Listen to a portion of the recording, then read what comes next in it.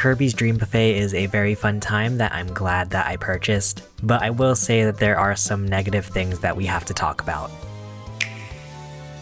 What is up guys, my name is Chase and it is way too late at night, which is why you're getting VTuber Chase for today. Anyway, Nintendo just recently released Kirby's Dream Buffet, which is kind of a surprise multiplayer Kirby game that is exclusively on the eShop. And before we get into this video, let me just say that I am having a very good time playing Kirby's Dream Buffet. It's super simple fun, which I really like. But what makes me so disappointed about Kirby's Dream Buffet is that it was so close to being a hidden gem for the Switch. Today I wanted to talk about some of the dark truths about Kirby's Dream Buffet.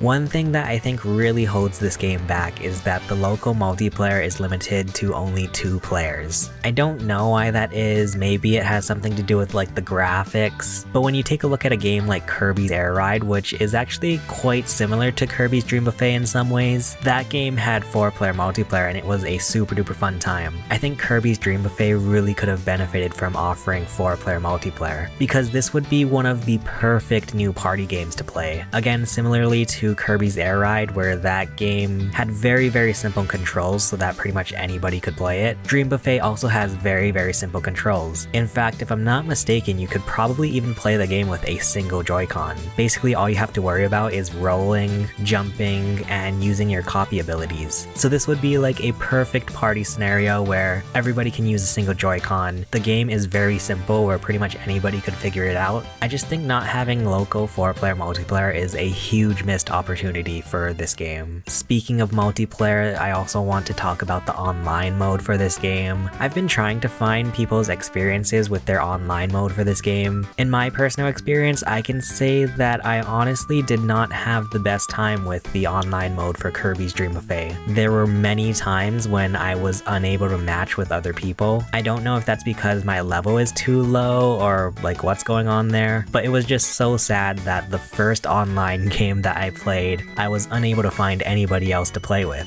However, maybe like 20% of the time I will match with other people, but when I do, the lag does ruin the game pretty bad. In a game that is a lot of times fast-paced, especially when you get to the Battle Royale minigames, the lag just makes it so sad to play. And then also with the online mode, you are limited to only playing with 4 players, which don't get me wrong, you know, I mean most multiplayer games are 4-player anyway, but with so many people comparing this game to Fall Guys, it just makes me wish that this game had more than 4 players, that, you know, all of the computer characters that you play with when you're in online mode were actually real people. Once again, I don't know why this is the case. I feel like this game would be perfect for having like more than 4 people playing at the same time. It's really a bummer that even on the online mode, this game doesn't offer more than 4 players. But we've talked about multiplayer enough now, how about for all of us lonely folks? I really wish this game had some kind of single player story mode, which seems to be a pretty big trend with Nintendo games lately, which kind of scares me. You look at Mario Golf Super Rush, Mario Strikers Battle League, even Splatoon 3, at least from what we've seen. A lot of these games kind of like phone it in for the single player mode, which is a bit worrisome for me just because I do love to play the story mode for many games, and Kirby's Dream Buffet is no different. As of this recording, the only single player that this game offers is being able to play like Grand Prix with CPUs, and I will say that it is actually pretty fun playing these Grand Prix and trying to level up your character so that you can unlock new game modes, stages, and cosmetics. But if there was just some kind of story to tie everything together, you know, give a reason why Kirby and all of his friends are just these tiny little balls, like that could be super duper fun. Or I would have even taken some kind of like a tournament style mode like Mario Strikers, just something to make it feel like I'm progressing through a single player campaign mode would have been really good to have. But at the end of the day, I will say that there are some really great things about this game. The gameplay is way more fun than I expected. I went into this game not having any idea what was gonna happen, and actually playing it, I can confirm that it is actually pretty fun to play, especially all the different modes and like trying to actually race. I like that the game arguably puts more emphasis on collecting things on the course rather than just trying to be first place. The graphics in this game look super duper great. I imagine there is just a food graphics team at Nintendo that always takes care of making the food look really great in Nintendo games. And this game is no exception, all of the food looks really great. I also think it's nice that this game is not a full-priced game. It is $15 US in the eShop,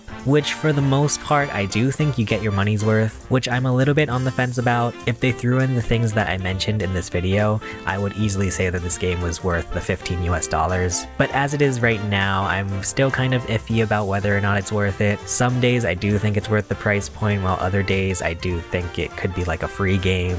But hey, I mean, at least it is 1/4 the price of a regularly priced game. Also, this game does a really great job at celebrating Kirby's anniversary and legacy with all of the collectibles that you can get, which are little snapshots from all of Kirby's past games. There's even a menu in the game where you can look at some of Kirby's biggest games. It's really cute, and it does feel like a fun little party to celebrate Kirby's 30th anniversary. And hey, hopefully there is some kind of DLC in the future for more stages or more modes. Maybe this could be like a Splatoon type deal where, since it is so focused on the multiplayer mode, they will throw in some more multiplayer centric stuff. But that is pretty much everything I have to say about Kirby's Dream Buffet. Let me know in the comments if you guys have been playing Kirby's Dream Buffet and what you think about it. If you want to see my first time playing this game, feel free to check out the video below. For now, thank you so much for watching. My name is Chase, and I will see you guys again soon. Bye!